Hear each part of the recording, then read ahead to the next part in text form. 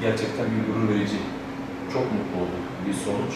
İlkokuldan bugüne kadar emeği geçen herkesi gerçekten buradan tebrik ediyorum. Teşekkür ediyorum aynı zamanda. Sana da okulumuza böyle bir güzellik, bir mutluluk yaşattığın için. Okulumuz Siirt Merkez İbrahim Hakkı Kız Anadolu İmam Hatip Lisesi 2018-19 eğitim öğretim yılından başlamak suretiyle Fen ve Sosyal Bilimler Proje bölümü eklendi. Anadolu İmam Hatip Lisesi programının yanına bir program daha eklendi. Fen ve Sosyal Bilimler Proje bölümü. Ve biz bu sene Fen ve Sosyal Bilimler Proje bölümünün ilk mezunlarını verdik. Bir öğrencimiz bugün Siirt derecesi yaptı. Hatta şöyle Türkiye derecesi yaptı.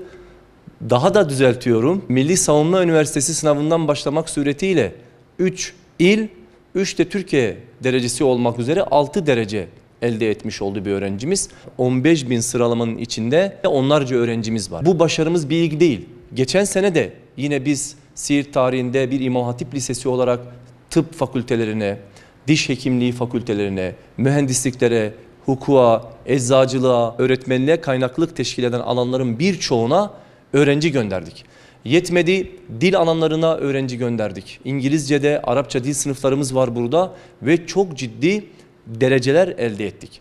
Proje mezunlarını ilk bu sene vermemiz hasebiyle bu başarılarımızı katladık. Elif Yeşilbaş kızımız bugün Siirt birincisi olmuştur.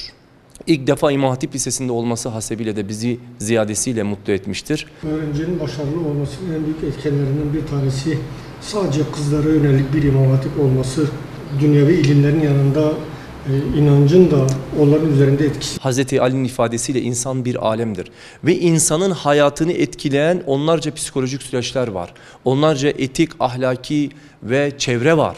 Dediğiniz çok net.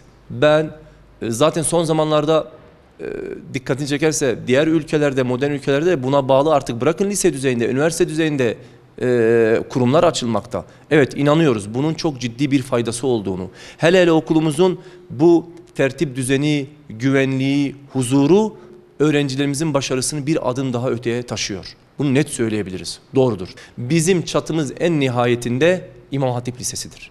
Hiçbir zaman İmam Hatip Lisesi'nin programı bir tarafa atmayacağız. Ancak İmam Hatip tadında bir fen lisesi yaşatıyoruz öğrencilerimize. İmam Hatip tadında Anadolu Lisesi yaşatıyoruz öğrencilerimize. Siirt'in çok huzurlu ve güvenli bir okulu. 4 yılın ardından bugün YKS derecesi yaptım 1393. olarak Türkiye'de ve il derecesi yaptım Siirt il birinciliği olarak. Yani gerçekten çok mutlu oldum. İnsan bir emek veriyor ve bu emeğin karşılığını görüyor. Gerçekten tarif edilemeyecek bir duygu. Allah'a şükürler olsun ki bize verdiğimiz emeklerin karşılığını gösterdi. Yani anlatılmaz yaşanır bir duygu. Arkadaşlarım da çok mutlu oldu, ailem çok mutlu oldu, yakın çevrem, öğretmenlerim, arkadaşlarım.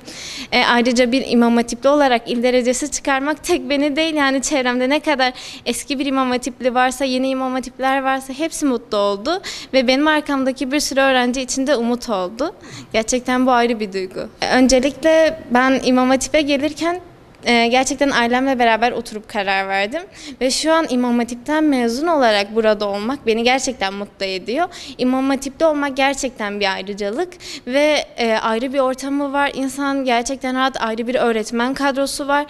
Öğretmenleri çok ilgileniyor. Maddi imkanlar açısından çok gelişmiş bir okul. Laboratuvarlarımız var, müzik salonlarımız var, beden eğitimi faaliyetlerimiz var. Bunlar da öğrenciye ayrı bir ortam sağlıyor ve rahatlık kazandırıyor. Karma eğitimin olmaması okulumuzda, sadece kızlara yönelik olması hem arkadaşlar arasında daha bir rahat ortam sağlıyor, hem çalışma açısından hem öğretmenlerimizle derse katılma açısından daha rahat bir ortam sağlıyor bize.